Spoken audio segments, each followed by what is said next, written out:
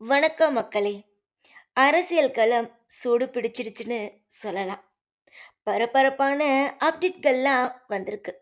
வாங்க அது என்னென்னன்னு ஒவ்வொன்னா பார்த்து தெரிஞ்சுக்கலாம். எலக்ஷன் நடக்க இன்னும் கொஞ்ச நாள் தான் இருக்கு. அதிமுக பொதுச் செயலாளர் எடப்பாடி பழனிசாமிய துரோகி அப்படின்னு சொல்லிட்டு, இப்போ டிடிவி தினகரன் அதே கட்சியில கூட்டணியும் போட்டிருக்காங்க. ஓபிஎஸ்ஸும் அதே இடத்துல கூட் கூட்டணி போடுறதுக்கு நிறைய வாய்ப்பு இருக்கும் அப்படின்னும் அப்டேட் வந்திருக்கு. அது மட்டும் இல்லாம சசிகலா அவர்கள் ஒரு முடிவு எடுத்திருக்காங்களாம்.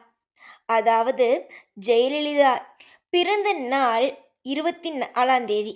அன்னைக்கு ஒரு முக்கியமான அறிவிப்ப வெளியிடுவாங்க அப்படின்னு எதிர்பார்க்கலாம் அப்படின்னு சொல்றாங்க.